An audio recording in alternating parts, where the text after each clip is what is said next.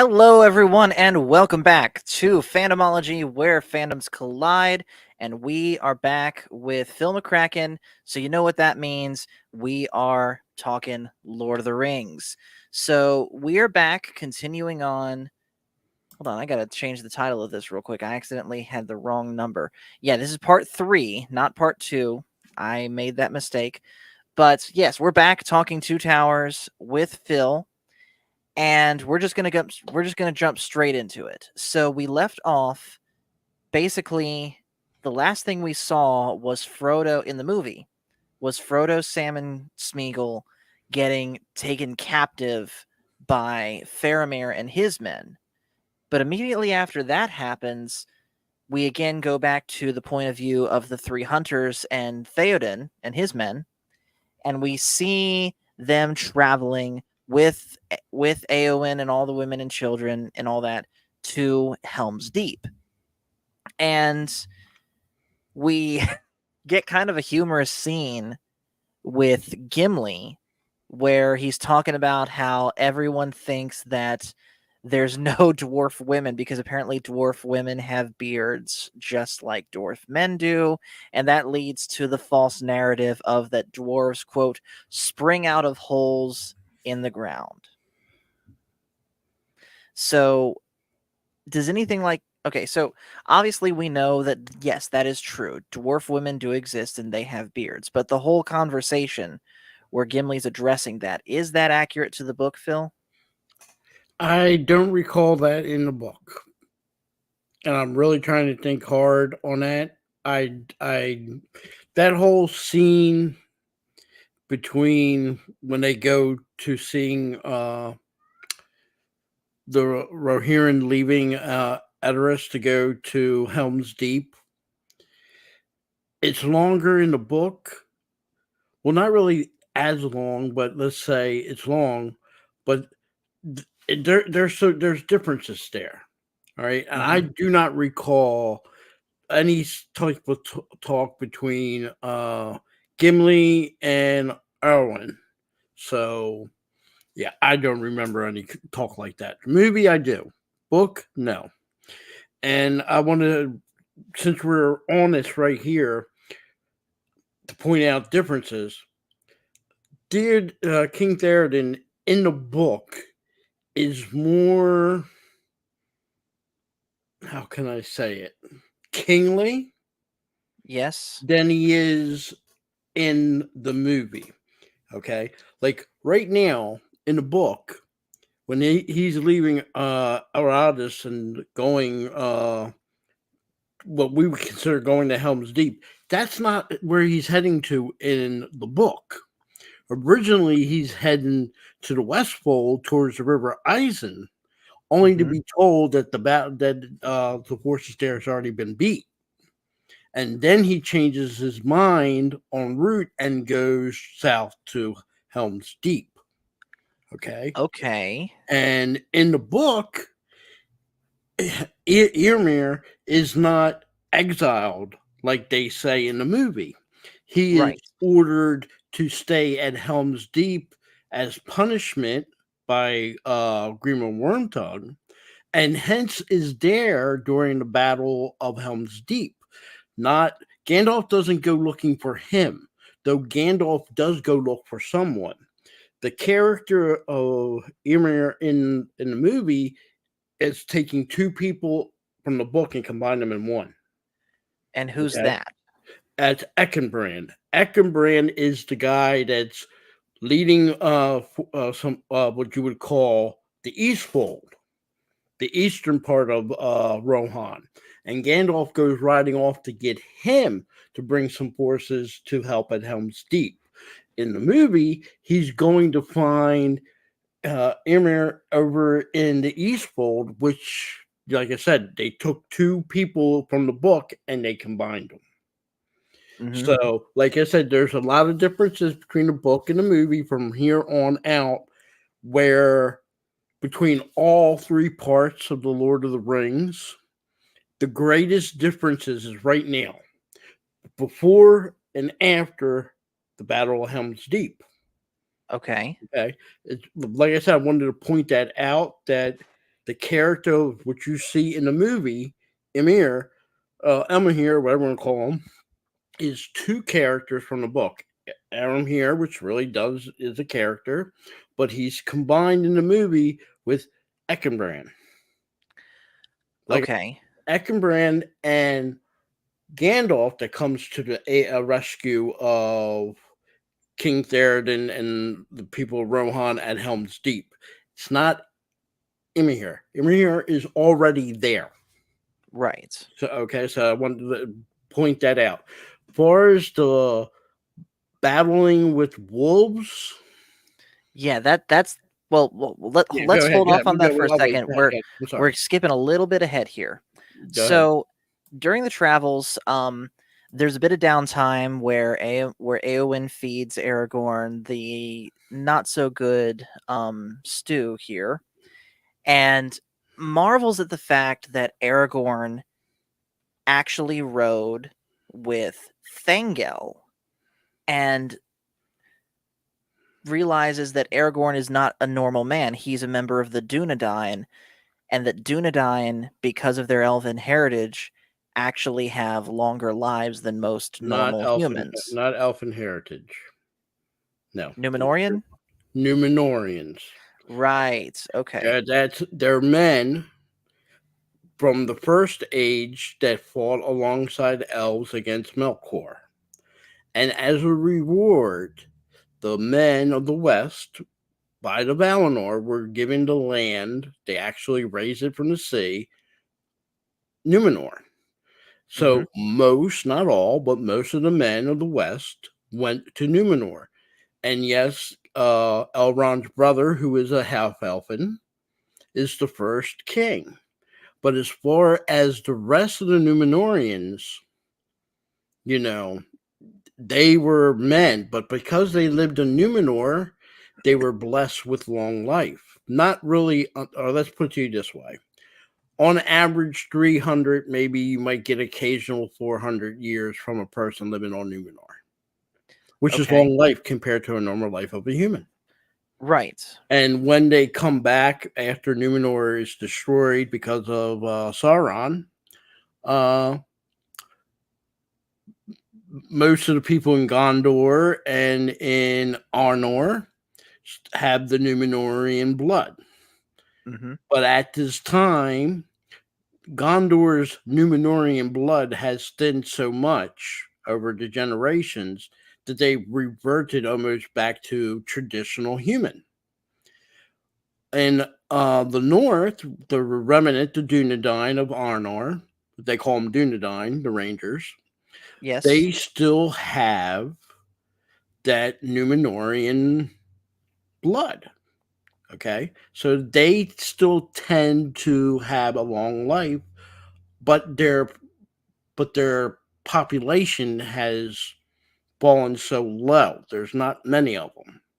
So yeah, so that's why there's not really, seeing one like being recognized, like she recognized in the movie that he's a Dunedain. You're not going to run across very many of them. You're lucky if you see one in their world in a lifetime. Because first of all, they're rangers. They're trying to the population has been dispersed because the Witch King. So they're trying to be low key and always on the move. So you don't know where a village of the Dunedain will be because they never stay. Think Native Americans, 1800s in the West. They move around, right? You don't have one permanent settlement. That's how the Dunedain live, similar to that way. Okay. Okay. So after this, we see Aragorn staying up at night thinking about Arwen, and I guess you could say a past conversation that they had during the time that Aragorn was staying at Rivendell during like the Council of Elrond events and all that. Yeah, that's pretty much what they were trying to reflect upon when he was doing that. That he was revisiting what his time when right before the Council of Elrond. Right. This is all movie, not book. All right, so just right there, notice that this is different. All right. Movie wise, and he's thinking of her, but at right now in the movie, at this very moment, he thinks she's long gone and gone west of Valinor. Right. That's in Because his mind. So yes, he's reminiscing about her, but in his mind, I mean, he doesn't know which we find out later. She decides to stay. mhm. But in his mind, as of right now, at that very moment in the movie, he's as far as he knows, she has done left Middle Earth. So he's just reminiscing, like we all do, past events, past experience, and that's what he's doing at that moment. And kind of going with that, as he's traveling, of course, Eowyn asks where he got his necklace from. That causes another flashback where he's confronting or he's being confronted by Elrond saying, "Look, dude, I know you love her, but you gotta let her go. She needs to go to the Undying Lands." And at first, Aragorn doesn't want to, but he eventually sees that, yeah, he's got to do that. Um, and he tries to, of course, leave with the Fellowship, but Arwen stops him, saying, "You're not going anywhere without saying goodbye." And he basically breaks up with her. Movie, not book. Okay, And I why do was, you think they add that in the movie? I put more double fair, I guess you can say that. Look, when Elrond finds out that his daughter has an interest in Aragon, Aragon does lay the law down. Mhm. He goes, my daughter is not going to stay in Middle Earth to diminish, means eventually die here if she stays. Yes. And the only way I will ever permit my daughter to be involved with you is if you're able to become king of Gondor and Arnor, and which would mean that he would have to somehow, some way, be involved when or personally doing defeating Sauron, or excuse me. Right. So that's what he says pretty much in the book. Here in the movie, he's pretty much laying the law down that his daughter's not staying, period. Mhm. Okay. All right.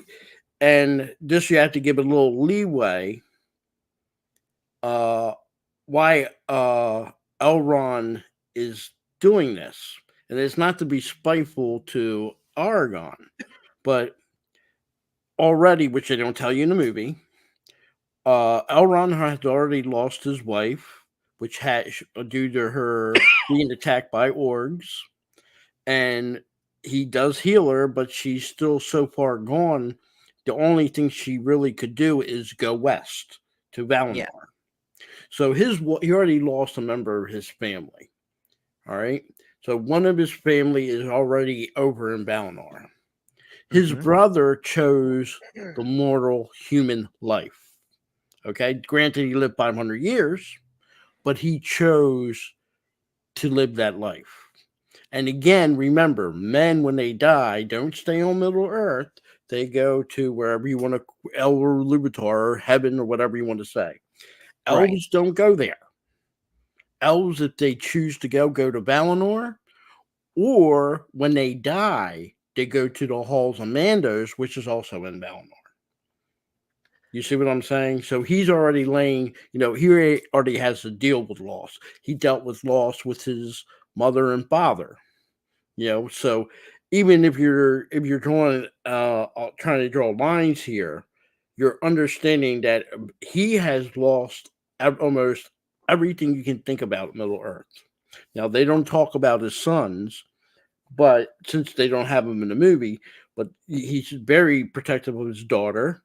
Again, his wife is over in Middle Earth. His brother chose the human life. His parents are pretty much, one of them is living in Valinor, while his father is the light of Elendil, who is on a boat that flies through the sky, Mhm. and he has a summer rail on his head. So his contact with family is a lot of it. Excuse me, is gone. So you can understand, you know, what he's feeling or what he's expressing. And again, remember, overall, it doesn't look good for the forces of the West, elves, men, and dwarves, and Sauron. It looks like Sauron, it's his war to lose, you know? Right. So, yeah. So right now there's a lot of, he's reminiscing about her. He's also trying to figure out what's he going to do. Is he going to try to become king? Is he going to just be like he is right now at this period in the movie, fighting for Middle Earth, but he's not the king. He's just giving help, doing like Gandalf is doing, Yes. where, in the future you see a different path that he takes when he goes in the movie. So, Hmm. you know, but movie wise, book wise, like I said, right from the very beginning of the stream, the parallel between movie and book is very wide now. Okay. Okay. What goes on one and what's going on the other is some things are similar, but the paths are so differently that, it's got to be bare dimensions. So, Right. So with that, immediately after this happens is when the warg attack happens. So the whole warg attack not the, from say what? it's not in the book. That Peter Jackson took when the Fellowship was going to Moria. They get attacked by the warlords. Hmm. Okay. We don't see that in the movie. That doesn't happen in the movie. So here, going from Edoras to Helm's Deep in the movie, they need a little action scene. So he put that situation there.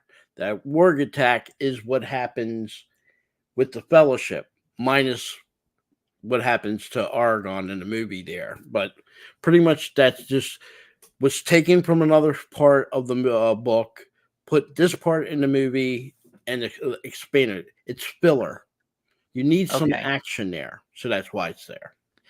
And so you already said it, but the part where Aragorn goes over the cliff Mhm. also doesn't happen. Doesn't happen. Uh, pretty much book wise, leave Adoras. They're heading towards Eisen.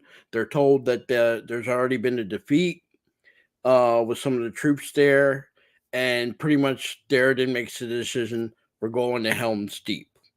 Aragon, Ymir, all them, everybody you see that would be in the movie, all goes to Helm's Deep. Okay, movie wise, totally different story. Right. So continuing on, basically they all do eventually reach Helm's Deep, minus Aragorn. Aragorn is passed out in the water. He washes up on shore, and the horse Brago finds him. And while this is going on, we see another scene. This time, again, we've already talked about it, but a scene with Arwen and Elrond, where where we get Elrond telling Arwen all of this. Now, where basically, I don't want you to stay here and fall in love with Aragorn. Like, if you do, here's what you can expect. Eventually he's going to die. You're not going to die. No, if she stays, she's not going to die right away, but she will eventually fade, aka die. Exactly. And she will get the death of a mortal man, not the death of an elf. So she will not be going to the halls of Mandos. She will not eventually, at some point, whenever it's determined, a reincarnated body to live the rest of her days while the Arda, the planet, is whole to the end of days. Hmm. She is going to have the fate of a man, which means when they die, they leave this earth and they go to Iluvatar, heaven, if you want to call it that. But yeah, that's where if she chooses the fate of a man. Remember, book wise, movie wise, everybody from Elrond, from his parents to him, every blood descendant gets to choose if they want to have the life of an elf or a life of a man. Okay? They get to choose. The line of his brother, Elros, does not get to choose because he already chose for him the life of a man. Okay? Yes.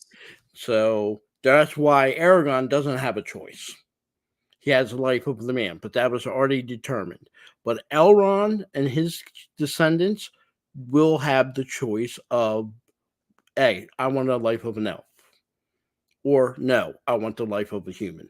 Now, if they choose the life of the human, they will have a long life as far as humans go. But when they die, they ain't going to the Undying Lands. So Okay. So so from there we basically see Arwen leave for the Undying Lands, and then we see another conversation between Elrond and Gladriel, and I'm going to guess that this one was just in the book was not in the book too, correct? No, about the decision if he should send help to Helm's Deep. Do we let man fall? Yada yada yada. All right. Mm-hmm. The elves at this time, and I'm sorry if I need a moment, but I do. The elves in these times are having enough trouble of their own. Okay. There's a reason why the elves would not have been able to send anybody to help at Helm's Deep or Gondor or any of that. The elves of Lothlorien, where the troops that the elves send come from in the movie, they're fighting off Dol Guldur. Just because Sauron left there's plenty of wargs. And when I mean plenty of wargs, enough for they launched 3 attacks on Lothlorien and Mirkwood. Okay. Mm-hmm. And them attacks, the elves are really, I would say it's an even fight, but it's very hard on them. Okay. So they're not being able, Legolas's dad and Gladriel and her husband don't have anybody to spare to send south. Okay. And if if Elrond's sending help, he's got to send help there. All right. The dwarves and the men of Dale are busy fighting orcs from the north and men from the east. So they can't help nobody. See, Middle Earth is being attacked in so many different the free peoples. Let's just say that the free peoples of Middle Earth, the West, is being attacked in so many directions. All right, in the north, what you would call the middle, where Lothlorien and Rivendell is, and then you have Gondor and Rohan in the south, and everybody's dealing with so much. And that's why I want to make this one point. Both book and movie, this is the reason why Gandalf did what he did with The Hobbit. Because at this time, you already have Sauron, you have Saruman. Could you imagine in the north that they had Smaug on their side? They'd be screwed. This is why Gandalf is so important. Why his job is to get these people allied and prepared to fight. And as much as he wants to do it, he pretty much Gandalf, the wizards have one hand tied behind their back. They cannot show their true form, Maiar form. They can't show all their power. They got to have men, elves, and dwarves stand up and do it. It's them to inspire, to help, and yes, fight, but they can't go super angel. You see what I'm saying? Of They course. they can't go super angel.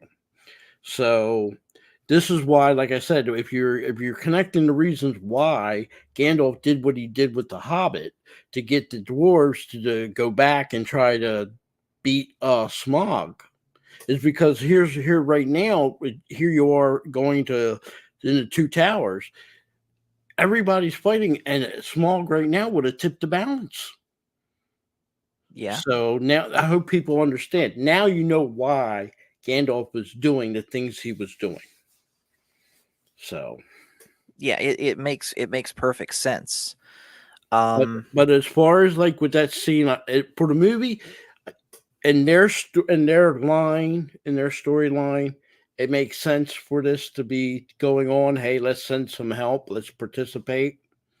Book wise, no, because they're struggling in a epic battle there, and like I said, the orgs of Lothlorien launched 3 attacks on of Dogrador launched 3 attacks on Galadriel and her husband and Lothlorien at the elves there. At the same time, the same orgs are also fighting an epic battle against Legolas's dad in Mirkwood. Mm-hmm. All right. So them two, as far as the elves, are tied down. Okay. And like I said, you can't expect help from the dwarves and the men of Dale because they're fighting an epic battle. Right. So right now, everybody manpower is stretched. There's nobody to help Rohan. So yeah, but like I said, movie wise, it makes a lot of sense. And as far as the movie, going by their storyline, it's a good thing to see the elves coming to help the Rohan. But that wasn't how how Tolkien wrote it. Of So, course not. So with that, Aragorn eventually recovers and gets back to Helm's Deep and tells. Well, actually, hold on. Let me backtrack for a second. Number one, like I said, everyone gets there minus Aragorn, and of course, Eowyn, who went ahead with all the women and children, is devastated to see that Aragorn wasn't with them. And they were already making preparations to fortify Helm's Deep. And if I'm not mistaken, at least in the movie, Theoden's plan initially is to just wait there. Let Saruman do what he's going to do. Once he's done, go back. Until Aragorn comes in. He's already seen how big this military is. And he tells them, we have to fight, basically. Is that correct? pretty much, again, like I said, this is movie wise. I do like his storyline the way it's done in the movie.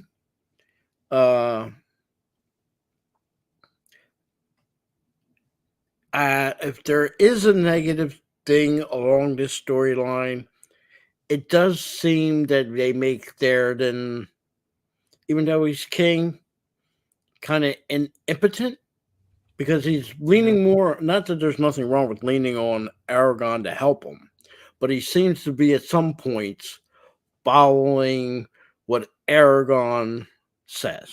Okay, Right. book wise, Theoden. Oh, as soon as he got the word of the defeat at Isen, the River Isen, he's like, "That's it, decision made. I'm going to Helm's Deep."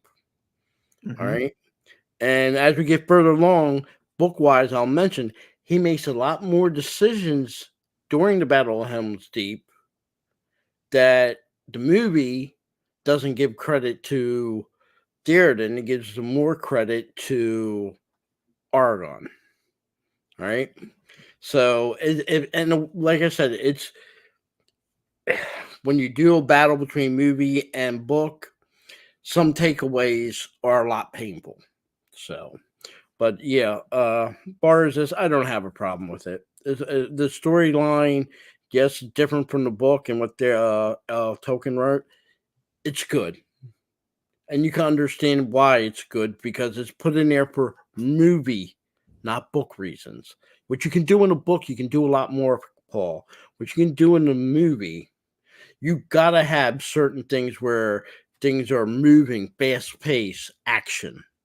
Mm-hmm. Okay, where you can't have things slow down.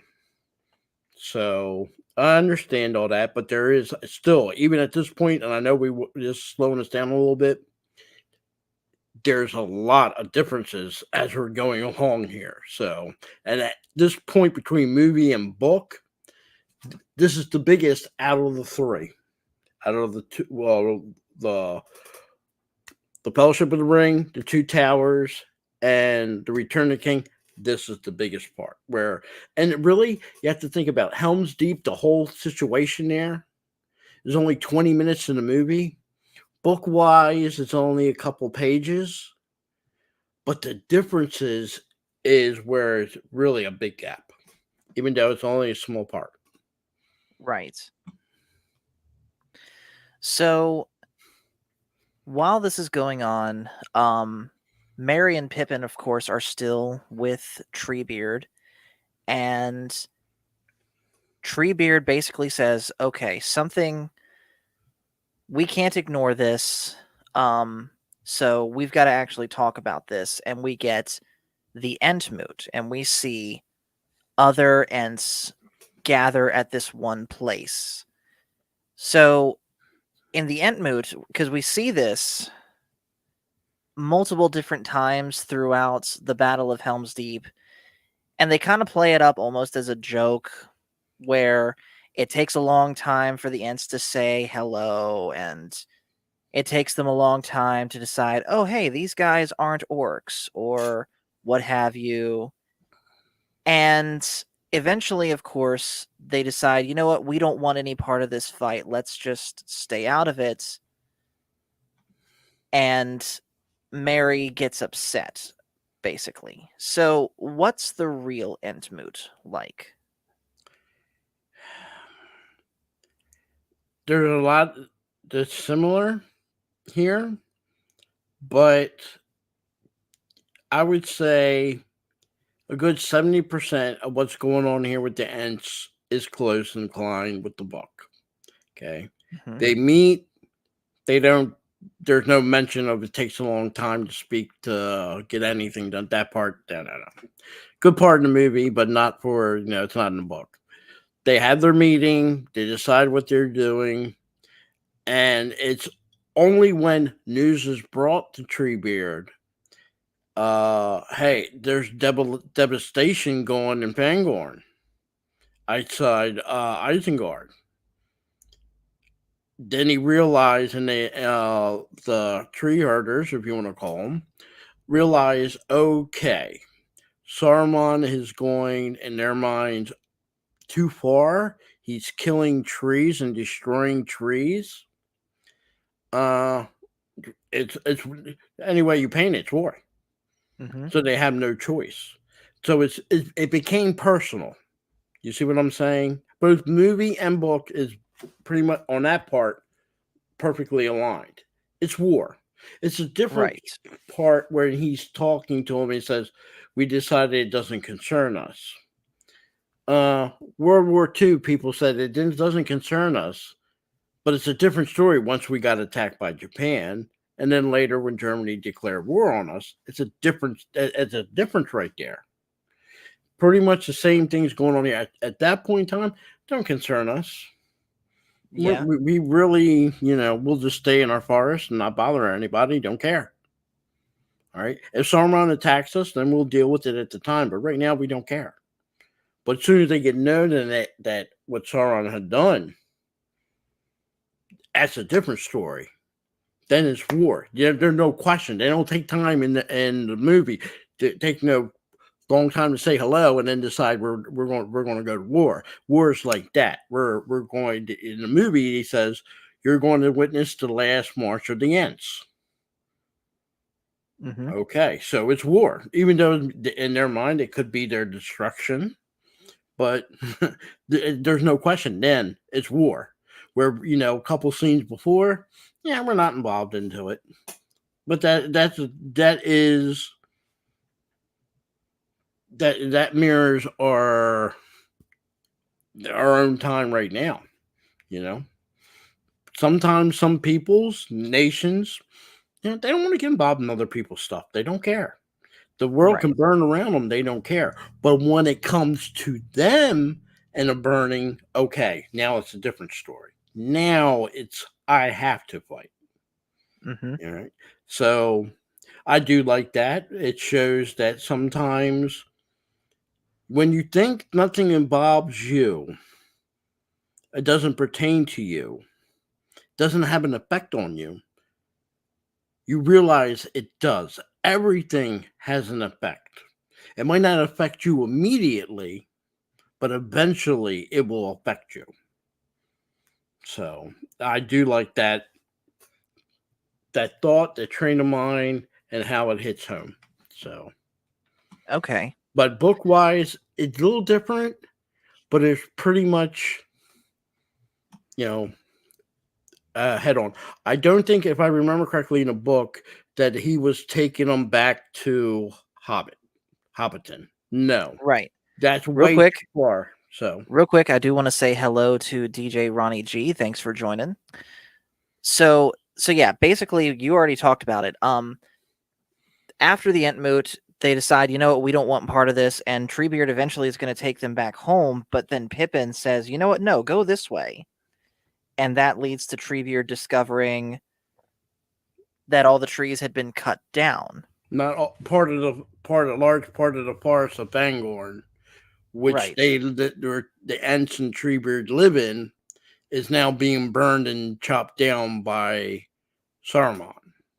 Hmm. Okay. Uh, I want to say again, he in book, though he is taking them away, he was told by Gandalf to take them into Fanghorn to keep them safe. Movie, he's supposedly, quote unquote, taking them home to Hobbiton. And let's just say, if you ever look at the map where Isengard and Fangorn Forest is, that's half a world away from the Hobbits. He'd be walking way past the end of the movie, and he still wouldn't got there. Right. So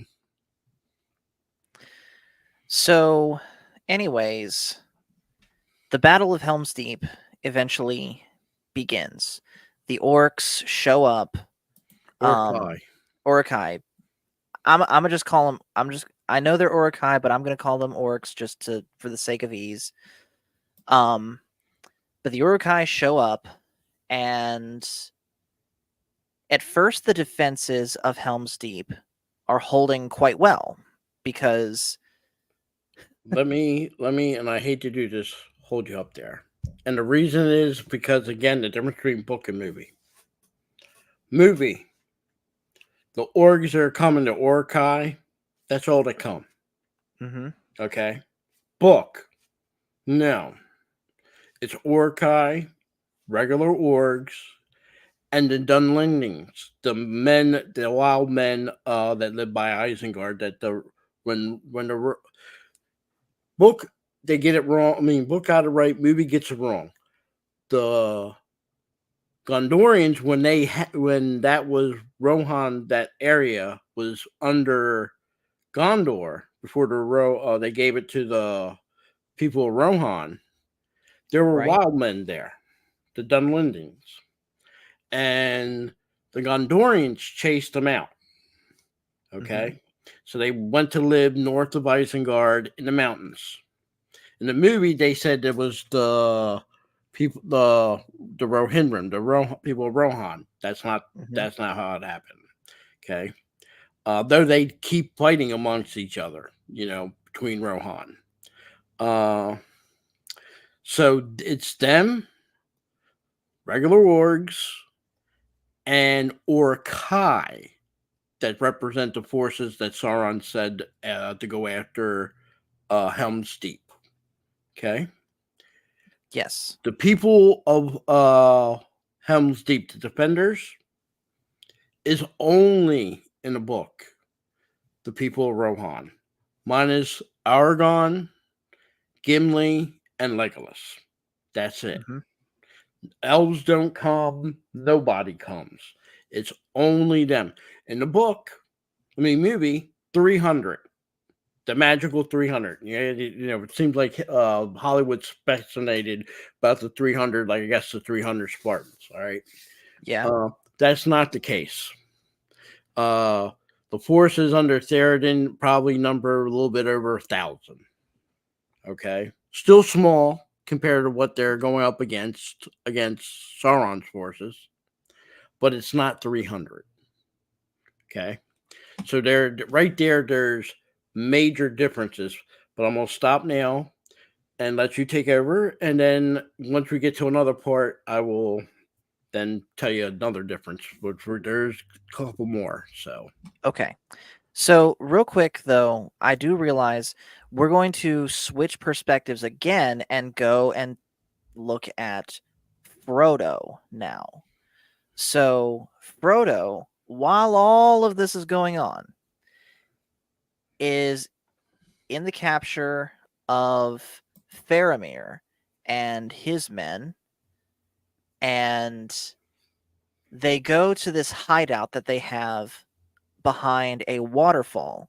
At this point, Smeagol is not with them. Because he somehow managed to slip away before before he got grabbed. So at first it's just Frodo and Sam, and they're getting questioned by Faramir. And it's here that Frodo tells them what's going on and where they had gone and who they were traveling with. And they mention Boromir. And this is where we learn the bombshell. At least Frodo learns the bombshell. We already know it. But this is where Frodo learns the bombshell that Boromir died. And come to find out that Faramir is Boromir's brother. And he talks about how he had found his horn washed up on the shore, cut in half. And we also see a scene that was added in the extended edition of Faramir in the water finding the boat that had Boromir in it. Is that accurate to the book?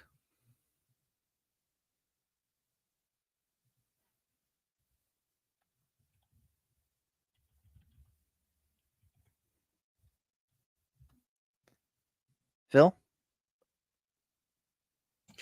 movie book wise, Boromir, when he's sent down by boat, he goes down the river Alduin. All right. Supposedly, people should know that because if you remember, they speculated that the ring, when it was first lost, went down the river Alduin out to sea. Well, Boromir's body is going out to sea. All right, from the river to the sea. I don't recall in the book where he goes the boat and his body goes down a waterfall. They just say it goes down river, which the river ends up going out to sea. Okay. The part about finding his horn does get washed down, broken. You see it broken in the movie during the fight. Gets found. So Boromir never sees the boat, but it's speculated if they find a cleaved horn, he's dead. Right. So the only thing they know, book movie wise, same thing. Only thing they know, him and his father, is Boromir is dead. If he don't have that horn, he's dead. So everything else in between, there's like I said, there's differences there. So but so far their interactions with Faramir pretty close. Pretty close. Okay. So yeah, basically with that, we see also the flashback of Osgiliath and Boromir leading the armies to reclaim Osgiliath for Gondor and they're victorious and they're celebrating, and then of course in comes Denethor to crash the party, immediately insults Faramir, and also tell Boromir there's a council gathering in Rivendell. They have the One Ring. You need to go get that ring and bring it here. Is that accurate to the book? To a degree. First of all, they showed us just let's just say there's no argument, but there's distrust there between Faramir and his dad. Never explain why. Book wise, you know why. Right. Denethor married the sister of the Prince of Dol Lúthien. That's a city that was founded in Gondor by Númenóreans and elves. Okay. Yes. Now, Boromir and Faramir have elf blood. Okay. That's not told in the movie. Okay. But because of their mom and their family, they pretty much, the whole city there have intermarried between Númenóreans and elves. Okay. So they have elf blood. A symbolization of that is the fact when Aragorn sends Boromir's body downriver out to sea, where do you think he's implying to send him? The Even Undying though Lands. he doesn't have the ability of choosing to go to the Undying Lands, he dies as a man, so he's going to Ilúvatar. It's implied going down out to sea is his body's going to eventually be going towards Valinor. Okay. Right. But doesn't mean he's going to land there. He's going to get elf life, and that's not what I'm implying. I'm just implying there's symbolism there because he's part elf. Okay. Might be diluted by this time that we're speaking, but again, they're special group of Gondorians from that town. Movie wise, we don't get no Prince of Dol Lúthien and the knights there. Book wise, they do play a heavy part. But here, where they're talking with Frodo, very similar, not worded all the same, but very similar. You got to remember also, Denethor doesn't like Faramir because growing up, Faramir was taught by Gandalf. Right. And he felt betrayed by his son that he was more a wizard's pupil. That's all you get in the movie, wizard's pupil. Okay. So I don't know how much history Faramir knows about the ring. But when he comes to find out that Frodo got the ring and his job is to destroy the ring, he is smart enough to know he wants nothing to do with the ring.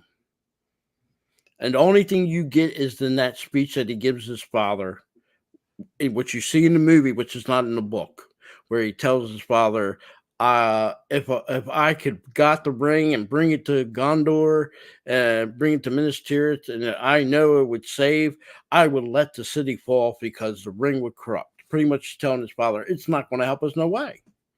Right. But his father's the movie doesn't do him justice. But Denethor is in a battle with Sauron, okay, with the Seeing Stone, the Palantir. Okay. Think about it. He's able to look in that thing and resist the corruption of Sauron. Believe it or not, Sauron can corrupt him through that Palantir. Yeah. Okay. So Denethor has a unique ability. Maybe it's part of his elf blood. Well, he don't have it. Excuse me. Sorry. He don't have no elf blood. But for somehow, some way, he has a power and ability to resist Sauron, even though he's corrupted by what he sees. Okay. But he don't understand what he's seeing. It's kind of like the Galadriel's little water thing there. You get a vision, but you don't know what the vision is. you don't get the whole piece. You're only getting a tiny little piece. So he is so hooked on that little scene and why he gives up hope and Gondor's armies aren't prepared is because he sees the black ships.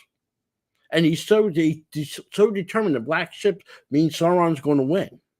And he couldn't be so far wrong. But there's no one there to explain to him your vision's wrong. But like I said, he's not totally a villain because he has this ability that, like I said, Sauron, you see him in the movie, it does give you a little, imply when Saruman, the wizard, he gets kind of influenced by Sauron through the Palantir. Yeah. Gandalf didn't want nothing to do with that Seeing Stone. He said it's very unsafe to use them because they're all not accounted for. So, like I said, the man is in a battle for wills. It's implied in the book the reason why he's like only supposed to be in his 50s, but he's been aged because the toll of seeing through the Seeing Stone, if there is a corruption, it's taken out on his age. So he's aging prematurely. Okay. But even in the movie, they do a good job. They don't tell you why. That he looks older than what he should be. Yeah. Okay. So there's a lot of difference there. But like I said, Boromir and Faramir, they get along great. But there's a lot of differences. Boromir wants to do what his father wants him to do. Boromir isn't against his father, but he just questions some of the stuff he does. Right. And I'm sorry again if I took a little bit off, but No, you're good. You're good. Like I told you from the beginning of the stream, some of this stuff is so different. Unfortunately, this is like 20, 30 minutes of the movie, but there's a lot of differences there. Absolutely. And so with that, we also see, while this is going on, Frodo and Sam, they're in one of the back rooms after getting interrogated, and Sam is trying to convince Frodo, I nearly said Bilbo, he's trying to convince Frodo to use the ring to help them figure out an escape. But Frodo refuses, saying, I can't do it, Sam. You're right. The ring's taking me. And if I put it on, he's going to find me. And then at that moment, in comes Faramir, who had just been interrogating Gollum, who is currently having another inner monologue with himself, where Smeagol feels betrayed, and Gollum's telling him, I told you so. And basically, Faramir figures out that Frodo has the ring on him. And so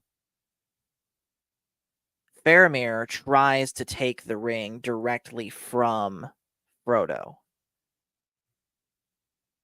So this is another one I really want to see what the difference was between the book and the movie, because in the book, what ultimately happens is Frodo kind of passes out momentarily, but then snaps to it and says no, and Sam explains, stop it, he's trying to destroy the ring, you need to let him go. But he's not willing to go. But Faramir's not willing to, and he says, no, you're coming with me, we're going to Gondor. So what actually happens in the book?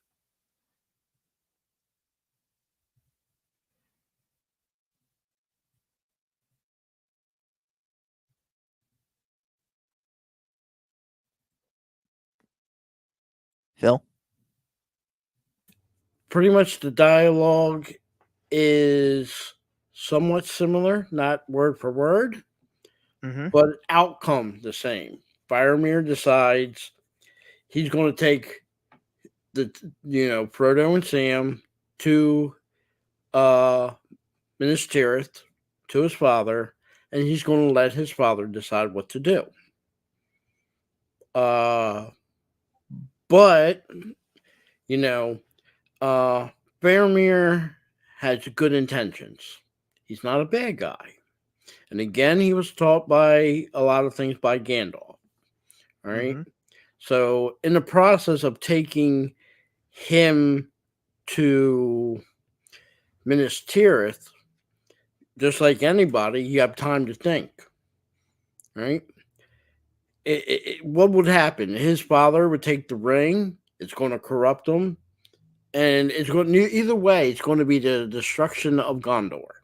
Right. Okay, so it's a lose-lose situation. Mm-hmm. So in his mind, as he's getting to lead him to Osgiliath, it's in between Minas Tirith and Mordor. He gets a change, not say a change of heart. He just realized the ring is bad for coming to Gondor. Mm-hmm. This can't come to Gondor. It can't fall into anybody's hands, especially his dad. But it can't fall into his own hands neither. So let's just say he's weighing the lesser of all evils, and the lesser of all evils is let Frodo and Sam go and have them just do their mission to destroy this ring. All right. Right.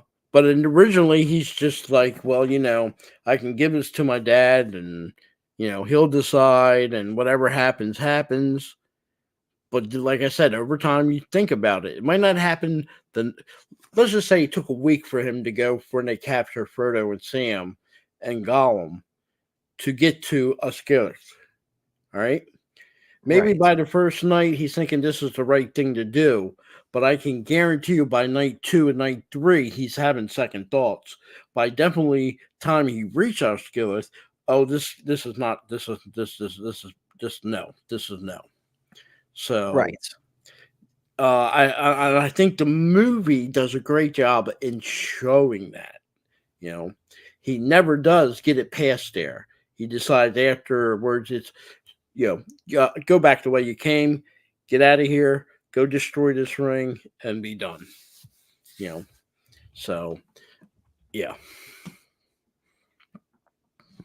So they get to so while this is going on, of course, the Battle of Helm's Deep is going on. And again, at first it seems that the wall is doing its job. It's basically an archery fight until the orcs start deploying ladders. And from there, they start storming the wall. But what they don't know is that Saruman knows Helm's Deep's weakness thanks to Grima Wormtongue, of that little culvert that can basically be blown up by anything. And so the Uruk-hai eventually take advantage of that weakness, blow it up, blowing an entirely blowing a Gaping hole in the huge wall. yeah. Difference there slightly between book and movie. Mm-hmm. Movie implies practically that Sauron created gunpowder to make the bomb. Okay. Yes. Book wise, again, there are no elves. This is all the people Just of what Rohan. Okay. right.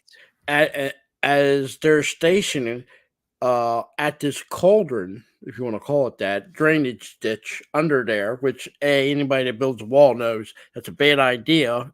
But okay, whoever designed it did it that way. They put Gimli in that little spot. Yeah. And in that spot, the Uruk-hai, Dunlings, and Orgs, whoever was in that section, do manage to break the gate on that, the little storage gate there. But Mm-hmm. Gimli is small and perfect for being in that little spot. They can't get past him. Okay? Right. Now, the difference in how they blow things up, book is not, Sauron does not use gunpowder, as they Right. imply in the movie. It's actually a form of magic. Okay. that destroys that cauldron that blows that wall. Okay. It's not they never tell you in the book what exactly it is, but it's pretty much magic. All right, a magical bomb instead of a gunpowder style bomb. Either way, it doesn't make a difference, does it? It's still getting blown up. But it isn't Correct. the Suicide Org running through with the torch and they're all shouting there and he's running there. No, there's some type of, I want to say, box that let's call it magical, and it blows Hmm. up and does the same thing what the gunpowder does.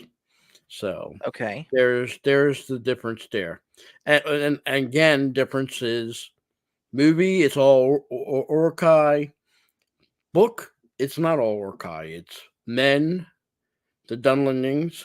Uh, you see them in the movie on the when the guy swears an oath to Saruman. Yeah. And you see them when they're burning the villages of of Rohan. You see them Yes. attack. They're the wild man, the Dunlendings. So yeah, they're the three powers of there that they're using to attack Rohan. So So with that, again, I feel like I've been saying that a lot tonight, but now, as I told you, anyways, my friend, out of all the parts in the movies, this is the one part where, even though it's a short part, and even in the book, it's a short couple pages. This is the biggest gap. right. Even though it's really technically not that much different, but there is huge differences between the book and the movie. Hmm. So, and even what we So, got in the movie, there is future differences. Originally filmed was supposed to have been Arwen supposed to come to Helm's Deep. oh yeah, I wanted to touch on that at some point. Yeah, Why would they want to do that? she Honestly. didn't have no point being there, either in book wise. But let's do movie wise. Didn't you get the scenes of her being told by her dad she needs to go to the Valinor to go west? Yeah. Why is she magically there in Helm's Deep? The elves really don't know anything of what's going on in Helm's Deep. Again, remember, they're fighting for their own survival in Lothlorien and Mirkwood. And if Elrond has any forces to lend, they got to go there. Hmm. So there, I agree with the decision Peter Jackson made. Is okay, we can't put this in because it doesn't make no sense of having her there. No, it You doesn't. know, so the only elf that is there book is Legolas. You know, only dwarf there is Gimli. So like I said, that's plenty. More than plenty. Uh, I wouldn't see even if she was to show there, and probably a good fighter. I don't see anything where it's going to contribute that much of a difference in her fighting there. Win, lose, or draw, it doesn't matter. It's Yeah. it wouldn't tip the balance one way or the other. It doesn't have any point, and again, it defeats the purpose of the scene that they have with her talking to her dad and him saying she got to go to the west. So yeah. So, So even Peter Jackson does changes on his own changes.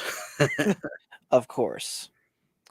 And so basically the Battle of Helm's Deep, at the moment that the wall is breached, it just quickly starts going south.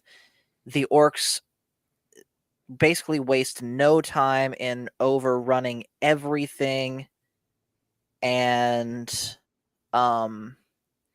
eventually the forces of Rohan are forced to retreat to the keep, to to basically the throne room. The first, well, we're going movie wise, it's the elves that have to fall back towards the keep. They have to Right. leave the wall. They have to go up the stairs back to the keep. And then they have to secure the keep from the outside. That's why you hear in the movie, Theoden tells Argon, you got to get your people out of there. All right. So he's pretty much in charge of the elves at this point. And that's when he tells Haldor in Elfish, hey, we're falling back. But unfortunately, he gets killed. Okay. Exactly. Book wise, he's never there. And after the incident of him catching the Fellowship going into Lothlorien, you don't know anything that happens to his fate. Okay. Right. So book wise, we don't know anything. Movie wise, this is where he gets killed. It doesn't even in the movie shows you anything of what happens to the elves after they fall back to the Hornburg part. It's implied that the elves fall back into the caves, and the forces of Rohan that survive are mostly going back into the caves, and except for some group of people there in the hall holding off as long as possible to keep the Uruk-hai from breaking in. Movie wise, Aragorn's asking, you hear me, is there another way out, for the people? And he said, in the back of the cave, there is an exit, but it's going to take time. And he said, hurry up and get them people out. Okay. So, and that's the same in the book. Aragorn says, to get the people out. But again, the only forces there is the people Rohan. That's it. Differences between book and movie, the one important part is when they're breaking down the main gate to the Hornburg. You see in the movie there are all these orgs in this great heap running up the pathway, only to find out what they're sneaking behind them, and you can't tell, is a battering ram. Yes. Right? Movie, you see Gimli and Aragorn go out there and they do a 2-man stand to try to hold them off so they can fix the gate. I cannot jump that distance. You have to toss me. That scene. Yeah. Now, movie wise, when they break the gate the first time, Theoden rushes out with Aragorn. Okay. They skip it in the movie. They add it towards a later part, towards the end of the battle. But right then and there, Theoden and that whole little talk that we see in the movie, ride out to meet him. Ride out. That's not in the book. That's Theoden's idea. Theoden's suggestion. You see how they kind of diminished Theoden a little bit there? I do, yes. Nothing against Aragorn, nothing against it, but Theoden's one say, okay, we're going to ride out. And he rides out to clear the path all the way down that pathway. But he doesn't go all the way down into the valley there. He turns right back around and goes back into the Hornburg because they're able to patch up the gate. That's the first time. Okay? Now, we're going by book here. Second time they breach is when he does the full ride out and meet them. Okay? So there's 2 times they ride out. Okay? Book-wise. Movie-wise, you get the scene you see in the movie where Aragorn ride out to meet him. And the next thing you know, they burst when they break into the hall. They burst out and they ride down the ramp there to go out to the main valley where the horde is. And if you notice, there's a movie glitch. Did you ever notice that? No, I didn't. Well, what happened? If you ever watch it, there's 2 Legolas. There's 2 Legolas. Hold up. I'm Googling this right now. You can YouTube it. YouTube it. Go there and you'll see 2 Legolas riding down that ramp they had where Uruk-hai was bringing up that battering ram. Now they're riding down it, and you see 2 Legolases. Huh. Take a moment. Go ahead and look it. If you want to share it, I don't think you. Yeah, you should be able to share it if you want to share it. But yeah, anybody can look it up on YouTube. Yes, on the right hand side, there's Theoden in the front, Aragon, and Legolas to the right. But there's right behind the first Legolas is another Legolas. So I'm trying to. I'm not. I'm not seeing it on Google. No, But do it I on believe you. YouTube. You're gonna have to do it on YouTube. Just Okay. you want to find where the scene is where Aragorn tells Theoden ride out to meet them. And he gets a little vision there where Gandalf tells him on the third day, look Mhm. at sunrise, look to the east. You know, that's Right. the part you want. And that's in the book too, about the look to the east at sunrise. You know, that part's in there. But yeah, I really want you to see that. That's to me, that's important for me to show you, and maybe Yeah, show the other people. I am unfortunately not seeing that. I'm looking at it on YouTube right now.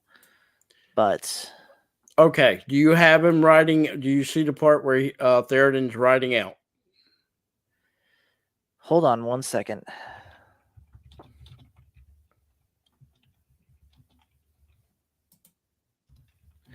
Okay. All right, I got the scene pulled up. Okay, now once he rides out and he gets past the main courtyard and he gets out onto the ramp.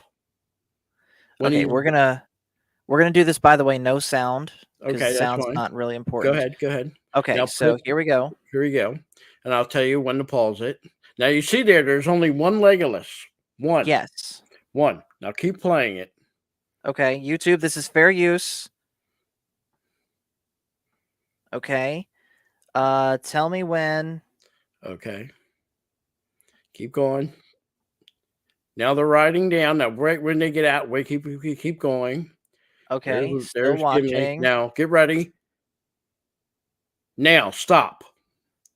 How many white horses you see there? Hold on, let me see if I can get a clearer picture. All right, go ahead. You can get clear.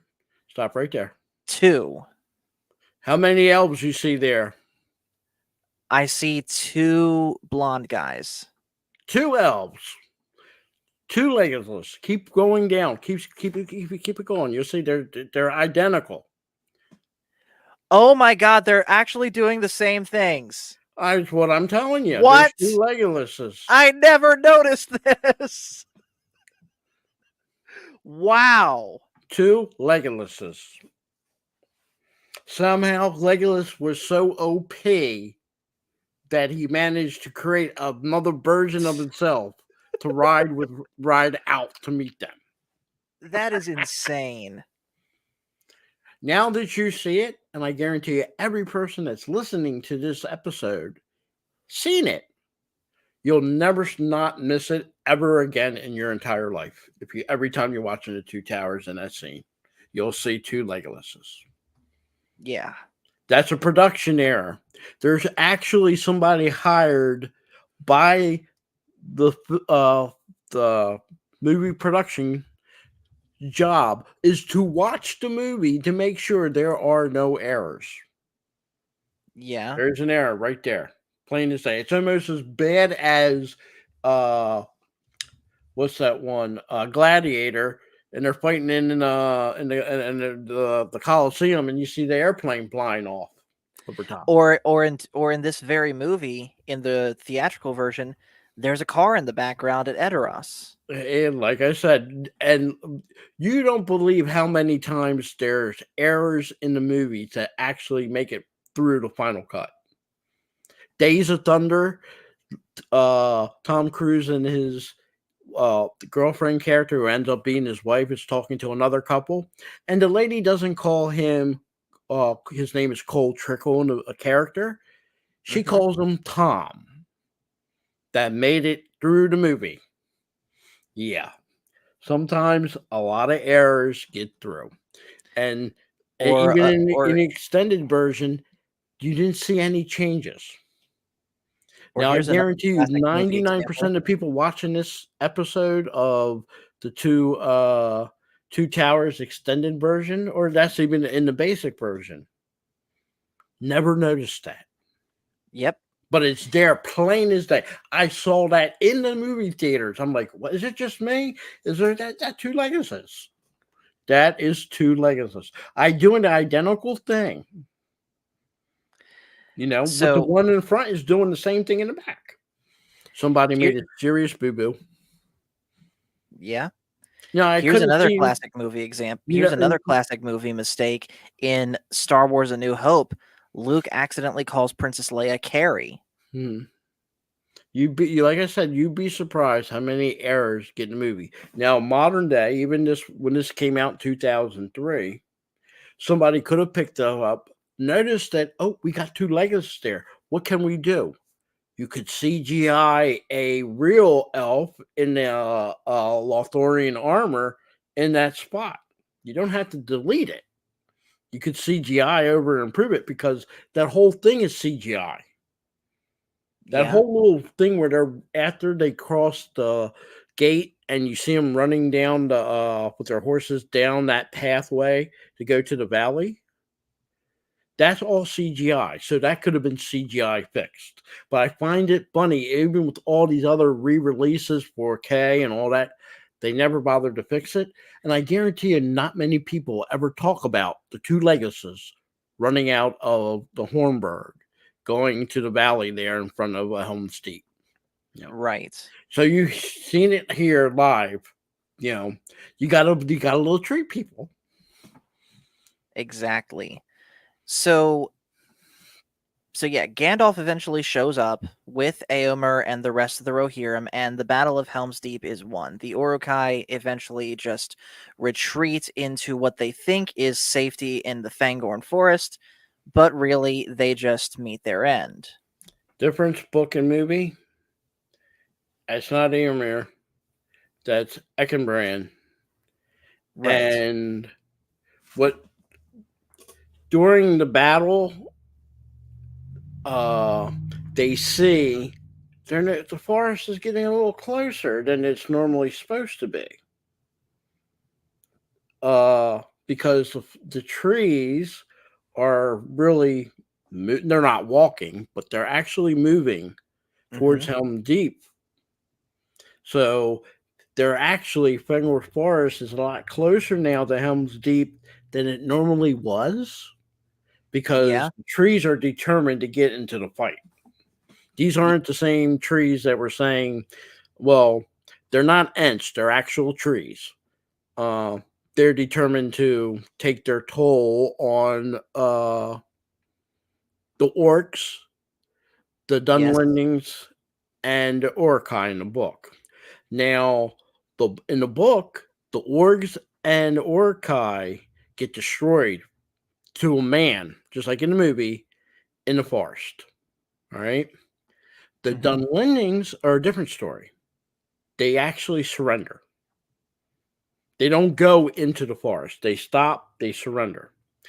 And Theoden tells them they can go home as long as they swear never to take up arms against Rohan again. And they agree to it. So they live, but the orgs and the Uruk-hai, they don't. Wiped out to the man. Movie, you see Éomer tell him, stay away from the trees.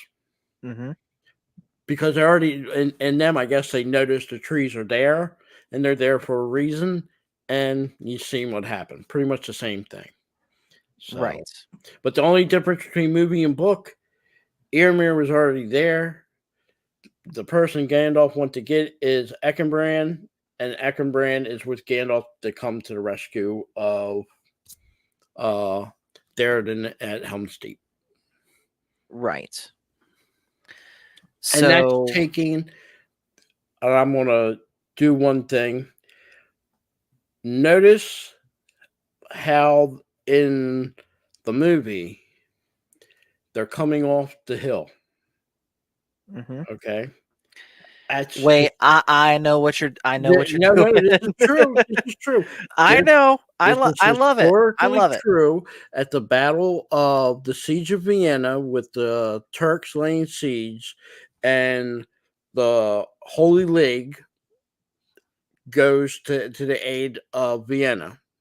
They go up a mountain, and it's mainly there's a Polish king that's in charge. He's the leader, but 15,000 horsemen, 3,000 of which are Polish hussars, come off Mhm. the mountainside to break the siege of Vienna and defeat an army of 300,000 Turks.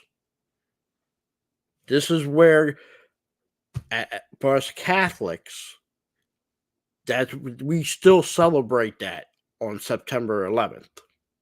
Okay, Tolkien, being a Catholic, okay, put that in there. Similar. It's also similar. That's similar with that battle and that charge of what we later get at the Pound Fields with the Rohan doing the horse charge. Okay, Right. but the largest horse charge, cavalry charge, is the Siege of Vienna, and that was that modeled after. You know, Gandalf is modeled after a priest that was sent there by the Vatican during the siege, and the Muslims thought that he had some holy powers, even up until the battle when they charge off the mountain. He's the brazier, whatever they call their charge of their military, the Turks general there. He sees them. He sees a priest with a staff of a cross, yelling out in Yeah. Latin that God is Lord, and he sees it and he's like, "What's that priest doing up there?" He don't have no idea. So he decides, well, let's try to turn some cannon on that hill. And he fires a few shots. You don't take a lot of cannon. But then the Polish and their allies let loose their cannon because they're on higher ground and on a mountain. They Mhm. wipe out the Turks' cannon and then later on charge off that hill.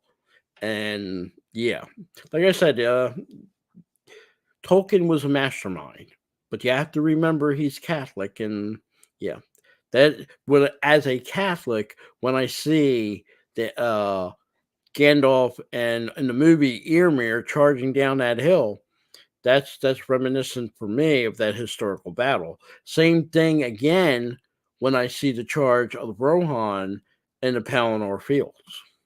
Right. So And you'll notice, guys, that I put a link in the chat. There is a song. In fact, Phil first clued me into this song many moons ago. But there is a song by you could say they're history metal. They're so it's a band called Sabaton. Highly recommend them. They've got a song about the Winged Hussars, as Phil is talking about here, and that very battle. and So if I you told you at the same time that movie scene, both movie Mhm. scenes, Two Towers and in Return of the King, is modeled off that what I showed you about that movie, about the historical battle, where it came from. You know, Right. So yeah, if you want to hear that story be talked about in the form of a metal song, give it a listen. It is well worth it. that's why So you hear let's that little quote everybody says sometimes on YouTube, and then the Wing Hussars arrived. exactly.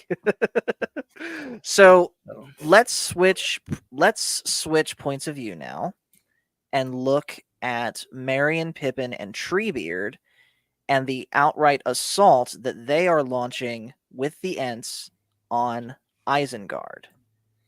And the Ents are just completely wrecking house. The orcs, I mean, the orcs do put up a fight, but they stand no chance. Basically, they're quite literally dealing with a force of nature. I mean, they do manage to set one Ent on fire in the movie, but it's a slaughter. And of Well, they course, did manage for a second to knock one down, and you see that orc trying to chop up with his axe, and they ain't getting nowhere. exactly.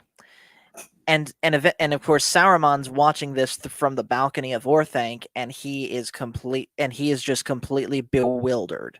He never expected this to happen and doesn't know what to do. And eventually the Ents break down the dam that was holding back all that water, and Isengard becomes completely flooded. Yeah. Movie wise, book wise, it's pretty much the same up until we get that scene in The Lord of the Rings. But the aftermath of the battle, and I'll do it real quick. The Ents can't get inside Orthanc. Mm-hmm. That's the name of the tower there, called Isengard, but it's real Orthanc. So the Ents are pretty much determined. We're just going to keep him in prison in Orthanc, him and Grima Wormtongue. We're just going to leave him there. All right. He's not powerless. He still has his staff. He still has his power as a Maiar. But I think the plan of the Ents, after they defeat the orcs there around there, is to wait until Gandalf comes and he can determine what to do with Saruman. Right, because Okay. again, now that he's a white wizard, Gandalf has that authority. Well, you got to remember Saruman's still white. And up until even now, he's still technically part of the Order. It's Gandalf has to make the decision. And once we get there, there's a difference between the book and the movie. And when we get there, I'll explain that differences. But you'll be surprised. There is a little difference there. But meanwhile, since this battle's been won there at Isengard, right now the plan is we're just going to keep him in prison in that tower. We can't get in, but then again, he can't get out. And pretty much he's stuck there. So, Right. And of and I course, know while this they is make it going in the on, movie. There's one thing, it makes it look like when they leave Helm's Deep that Isengard's right there.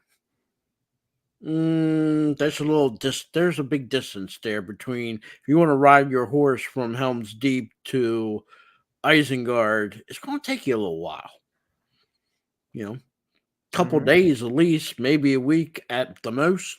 You know, it isn't right there like they make it perceived to be. You know, there's a great distance. You know, the territory that Rohan got or in control of isn't small. You know, the only way I can compare it is Texas. If you're going from the town that's right on the border with New Mexico and you want to travel clear across this other side of Texas to the border of New Orleans, it's going to take you probably a good half day or a day by car. Can confirm, I've done it. Yeah. So the distance between Helm's Deep and Isengard, I would put it equivalent to a similar distance. So yeah, it's a big distance. You know, the movie wise, it makes it look like they're right there. You know, they leave Helm's Deep and boom, they're right there. That's not how that worked. That's not how that worked. So, but other than that, the Battle of Isengard, it's pretty much dead on. Dead on. So, book movie match right there. And as far as the rest of the movie or movies, the gap in distances is not that big. There is still some, but this is the biggest gap between the difference between movie and book. For me. For me.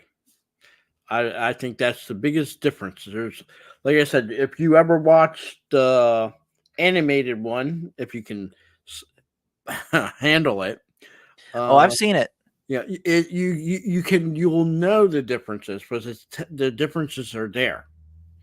Okay, but as much as there is differences, in the Two Towers, there is a lot of similar stuff. Again, as I stated before, a book for a movie is never going to be 100% to the book. Mhm. No movie is. I don't care, historical, fantasy, whatever. There'll never be 100% because you can never make a movie 100% based on the book. Just can't. It's impossible. Right.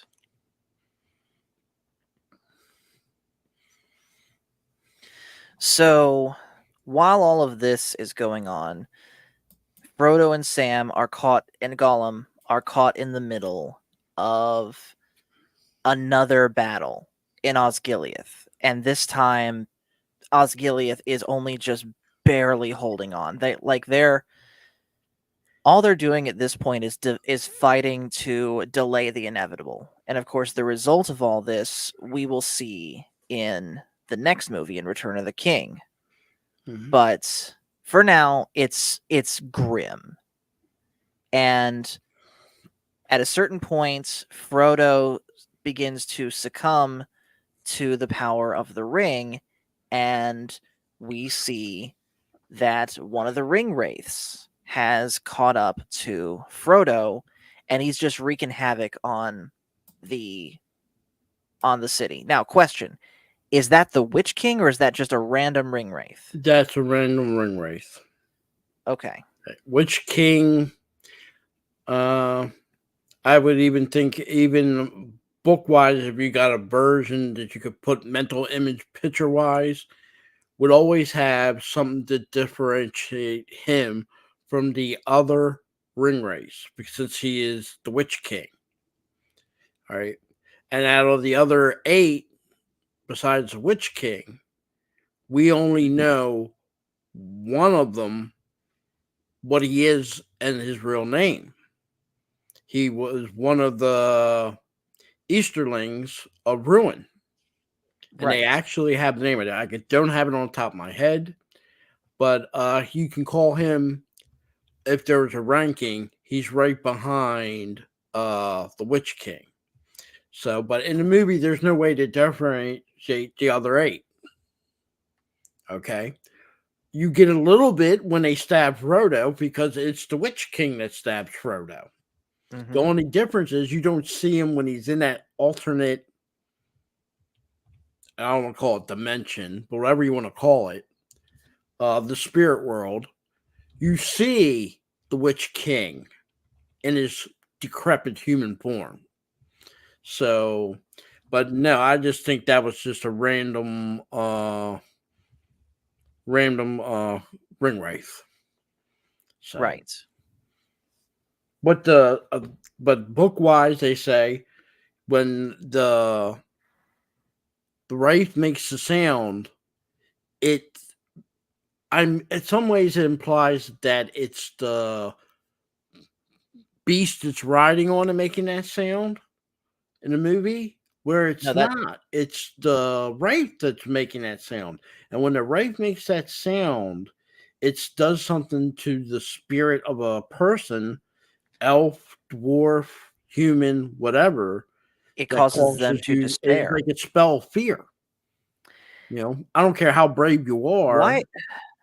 I'm sorry. Go Okay, ahead. real quick, why does that sound familiar? Why does that sound like a whole different fantasy world that also has its own black hooded, borderline ghostly figures that are able to instill fear and dread just by their presence? Because even though Tolkien's a very much a inventor, and he did invent a lot, Hmm. he's still borrowing from folklore. What I'm What? talking about specifically, though, is the Dementors from Prisoner of Azkaban.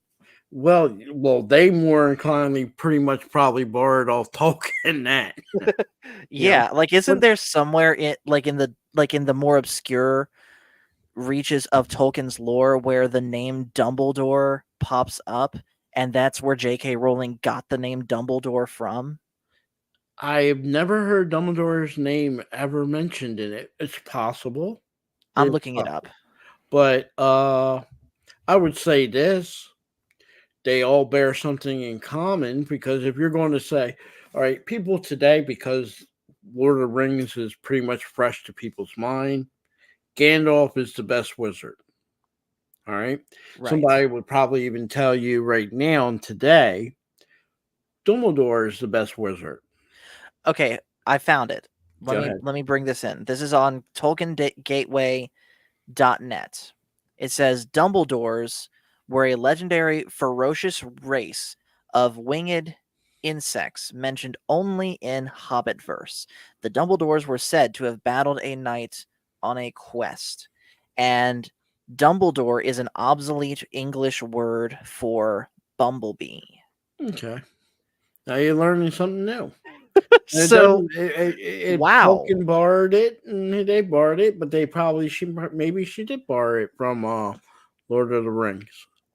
I mean, we don't know for sure. Sure, she could have borrowed it from an old term. Same thing like Merlin. Let me ask you Yeah. this, just hypothetically, and for people out there, if they ever hear this, think about it. Who's the best wizard? 2024. Who do you say is the number one wizard of all time? Oh man. Okay, are we talking about how good of a person they No, are, how just powerful wizard, they just are? ability, wizard. That's it.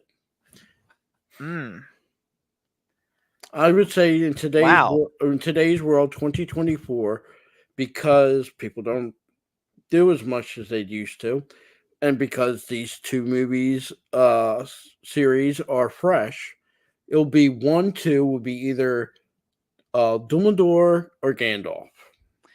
Yeah, For honestly, to me, me, I'm saying hands down historically because he's more been there a lot longer and done a lot more. It's Merlin.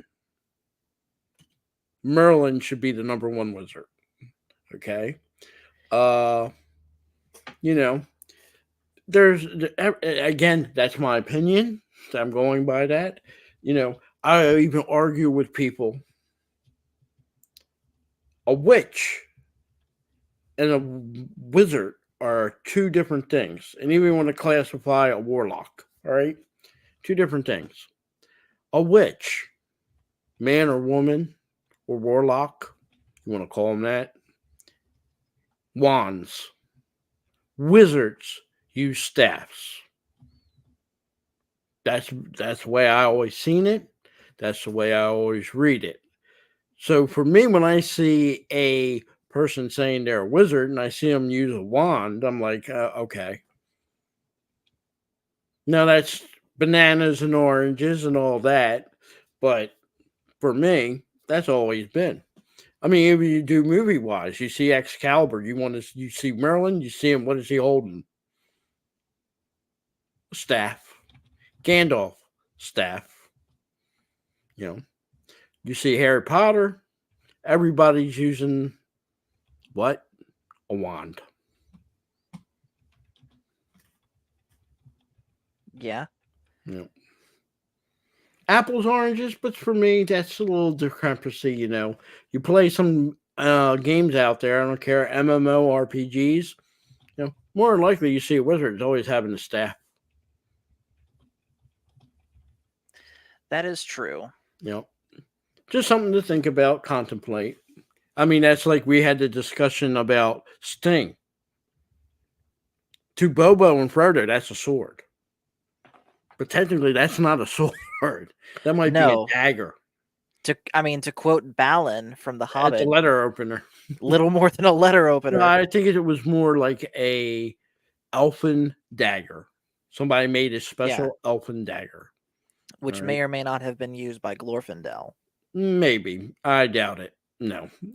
Uh, could have been used by anybody. But for me, yeah, I think it's a dagger. You know. So basically, the Nazgul calls out to the ring, and Frodo is powerless to resist and walks up to the top of a roof, nearly gives him the ring, but Sam manages to pull him out and get him to snap out of it. And they basically have a long talk, like, what are we doing here? Why are we doing this?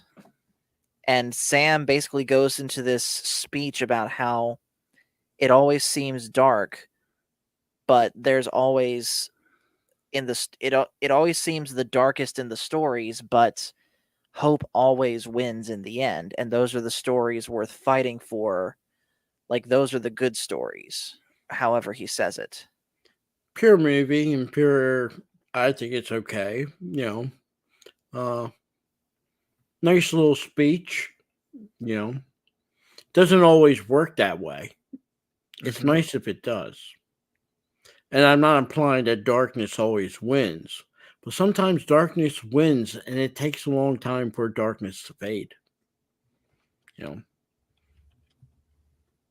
you have to Right. remember since Sauron, you know, between when Melkor gets defeated and then he takes over and then gets defeated, that's almost 4,000 years. It's a lot of darkness and chaos there. you know, it doesn't fade and come overnight, you know. So, but the speech itself is supposed to be inspiring. You need Right. that because guess what? They've been through so much depressing things, you know. Exactly. So for the movie, you need to end somewhat uplifting. At least the speech is an encourageable, uplifting speech. But they're Right. far from over, and the more challenging stuff is way ahead of them, you know. Mhm. But for me, the more challenging thing is the final scene, regardless if it's extended or the regular movie release ending scene. When Gandalf, Theoden, Aragorn, Ymir, and uh, Gimli are standing looking out and they, see, the stuff going on in Mordor in the distance. Mhm. And Gandalf's pretty much telling you, this is your breath before the plunge. Yes. And chess pieces have been moved that cannot be unmoved. In other words, this is the beginning of this fight. All right, now it's definitely now a fight. Okay, before Yes. when they're leaving Elrond and the council, there's it's but the fight's going to happen, but it hasn't started yet. Now the fighting has started. Definitely for the movie. Book wise, at this time, it's definitely fighting going on.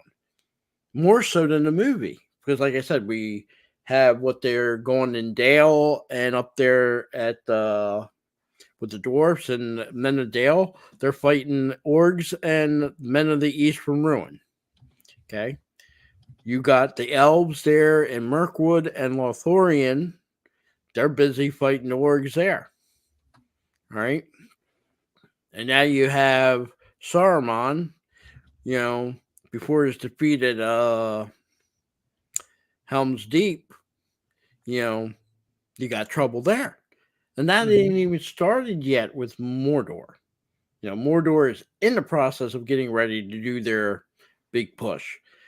In the minds of everybody, probably Gandalf and Argon and Saruman, not Sauron, uh, the incident that happened in Helm's Deep where Saruman gets defeated, that's not really important because guess what? Saruman, not the wizard, the evil being Sauron, didn't really need Saruman, but he's a distraction.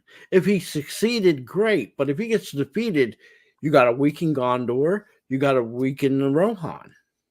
You know, Yes. so whatever defeat or victory, it's benefiting Sauron right now. And now you get to the point, okay, he is defeated, but now you're getting the big boy. All right. And you're getting Mordor. They haven't unleashed Mordor. And you're getting ready now to see the power of Mordor. You know, uh, there's a reason why Sauron Yeah, they White Council drove him out of Dol Guldur, but they didn't defeat all the orcs there. There's a big horde of orcs. The only Yeah. thing they managed to do was chase, in their mind, Sauron to Mordor. Okay, there's a reason Mordor is building, because they're making their push. Look, in their mind, the people they need to defeat is Gondor. Because if they defeat Gondor, the rest of Middle Earth ain't got a chance.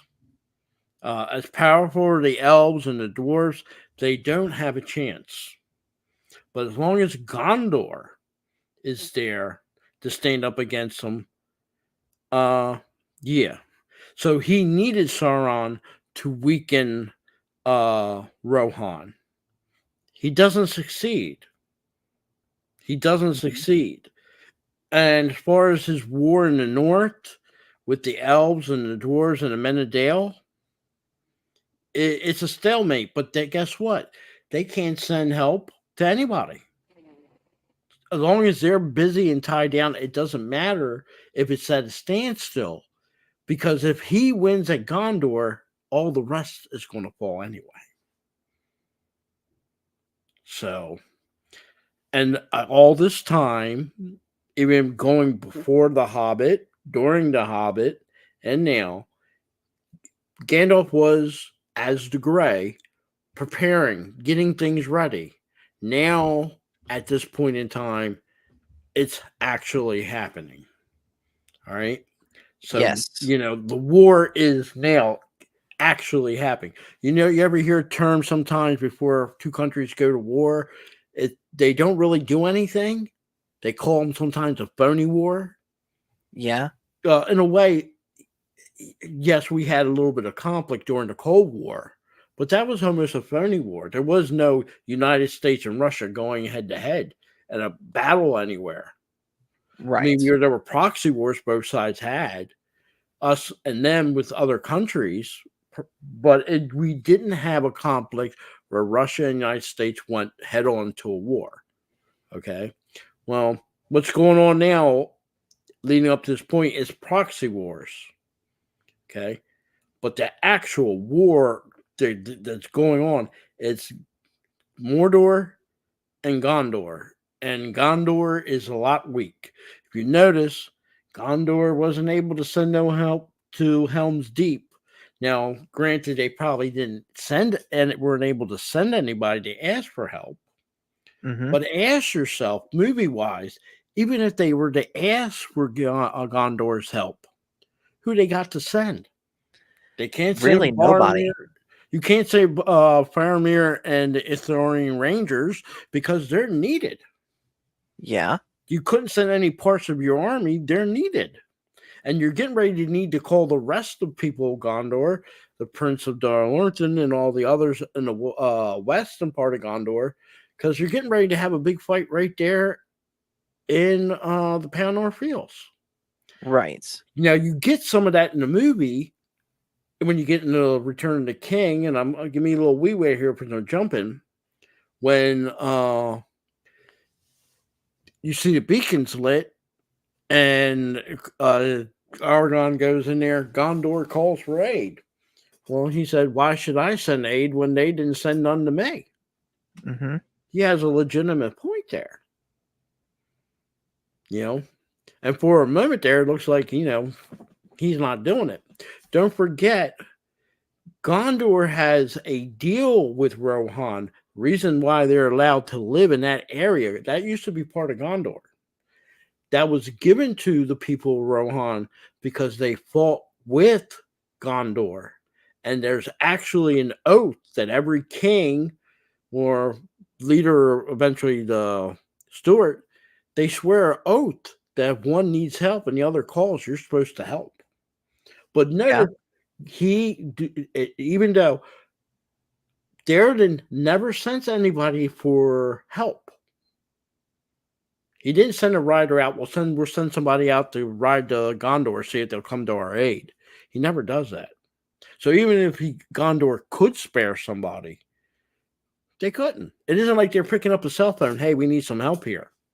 You need somebody to actually take a message, ride from, let's say, Helm's Deep before the Orkai arrived there, and deliver the message to the Steward of Gondor. And then by the time he makes a decision, which more likely would be no, because he has no one to spare, you're pretty much on your own. There's nothing you can do. That's why when you see, and only by watching the movie and getting to that point, do you realize what Boromir was telling them at the Council of Elrond for years? And probably when he means years, he probably means centuries. Gondor has been the one on the line protecting Middle Earth from Mordor. Yeah. And if you notice, no one there's not this united alliance. Well, okay, we'll send troops from the dwarves and the elves and help station down there near Mordor. No, it's only the people of Gondor. Gondor, if you look back, tried to help the northern kingdom of Arnor, but by the time they sent forces there, the northern kingdom was wiped out. Mm-hmm. Now, some of the Dunedain that survived, and the elves, and Glorfindel, along with the army of Gondor, eventually do defeat the Witch King, but they were too late to save Arnor. That kingdom's no more. So, I know, like I said, thank you for giving me a little leeway there to explain it a little bit, but you have to understand where the situation is when you see that last clip and that last dialogue. Gandalf's telling everybody it isn't, we're still setting up the chessboard. The chessboard, the pieces are already moving. Yeah, man, I completely understand. Okay. And like I said, I've even told you this before a stream. This is going to be, yes, there are differences in Return of the King, but it's not as big as that part of the Two Towers. And the sad thing is, it isn't that long. There's 20 minutes in the movie, and book, you got 2 or 3 pages, but the differences in everything, like I said, Eomer is at the Helm's Deep, where there's another character, and that character is I forgot his name. I can't say. Brecken, the other lord. He's like a chief. He's like under the king, but he's in charge of the Eastfold as a part of the Westfold, and that's where Gandalf rides off to get more help from Rohan. So he's the one that shows up there. Peter Jackson took Eckbrand and Eomer and combined the character. So that character you see in the movie, in the book, is actually 2 separate characters. So, and I like the book a little bit more because I like the idea that Rohan had to stand on its own. I know in the movie it does make it feel a little better. Did you see some elves there? That was good. I do like the line, I bring word from Elrond. We were once allies before, and I've come to honor that alliance. Uplifting, but in reality, he wouldn't have been able to spare any elves to go south. So, So the last scene I want to talk about before we get off of here is, of course, Frodo, Sam, and Smeagol traveling through what we know to be Ithilien, and we have one more little inner monologue between Gollum and Smeagol, where we see basically the 2 halves of Gollum's psyche, the evil Gollum and the good Smeagol, basically get on the same page that ultimately, yes, we're going to betray Frodo, and we want the ring back. And they, of course, tease Shelob, which, again, we'll talk about her when we get there. But again, I know we talked about this last time. There wasn't that in the book No, because Gollum was there was always planning this. right. Forget whatever Boromir did or done to him that caused him to revert back to being from Smeagol to go back to Gollum. Yeah. Book wise, Smeagol's planning this because from the very beginning, from the moment he lost the ring and Bobo picks it up and takes it, he's been wanting his ring back. He wants that ring back just as much as Sauron wants his ring back, just as much as Saruman wants the ring. Okay. Yeah, in the book, he's forced to, I won't even say forced, but he's made to help Frodo. In his mind, he's got plans so he can get his ring. Movie wise, there was a legitimate, sincere change from Gollum to Smeagol, and he had come back as Smeagol. He was willing to do anything and everything. But unfortunately, no fault of Frodo's. He got abused, a little roughed up, and he went back. I want my ring. You get some of that when they're walking away after they're getting ready to leave Faramir, and they're telling him where he plans to going. And Faramir gets a little sense there, movie-wise. He gets a little sense. This isn't right. Right? That's why he puts his hand on his throat and puts him up against the wall. And he knows exactly where he's telling him. And that's where Faramir tells Frodo, there's a great evil there. But he says he has no choice. That is his only way in. Right. So, and that's again, why before they walk away, he grabs Gollum again by the throat. And he goes, if anything should happen to them, I'm going to find you and I'm going to kill you. Yeah. Pretty much. And then he lets him go. Then Sam, movie-wise, Sam tells him, Mr. Frodo didn't want them to hurt you and do, the rough you up the way you did. Things didn't turn out the way we all expect them to be. Let's everything be bygones be bygones. And movie-wise, Sam, you have to give him credit because he's never trusted Smeagol since the get-go. Right. But he's willing right there to make peace with him for the sake of getting the things done. So you got a lot of characters turning different directions here out of them four. Faramir, Smeagol, Gollum, Frodo, and Sam. With Frodo, you see that as even every time he's getting close to Mordor, his will is gone. Let's say at this point that he even puts on the ring, Frodo's gone. That's it. He's done. All right. Sam notice what's going on. He's not stupid. And the only thing he wants to do is let's hurry up and get this ring to Mount Doom. Yes. And if Smeagol can get him, he's at the point right now. If Smeagol can get them there, so be it. He don't care if he don't like him, he can't stand him, he don't trust him, just as long as he can get him there.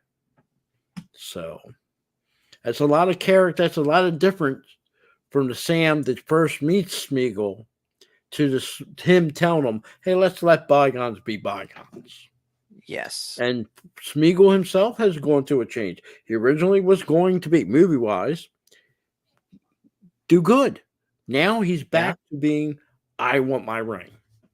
So he's done 3 changes since that incident. And Frodo, you can tell he's not himself. He's weak.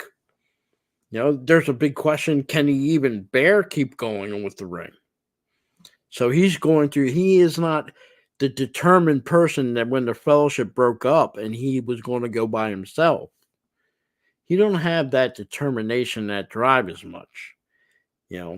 Mentally, he knows he has to get it done, but I would say it's wearing on him that he doesn't care at some point that it doesn't get done. So yeah, well, all of that and much more to continue on with Return of the King. So we will, of course, let you guys know when that will begin. And of course, we'll talk about this a little bit after the stream. But we will cover all of that when it comes time to talk about Return of the King. For now, though, we're going to go ahead and shut it down for the night. So thank you, of course, Phil, as always, for being part of this with me. And for you guys watching, thank you guys so much for watching. Make sure to hit like and subscribe if you haven't already. And we are going to talk to you guys later.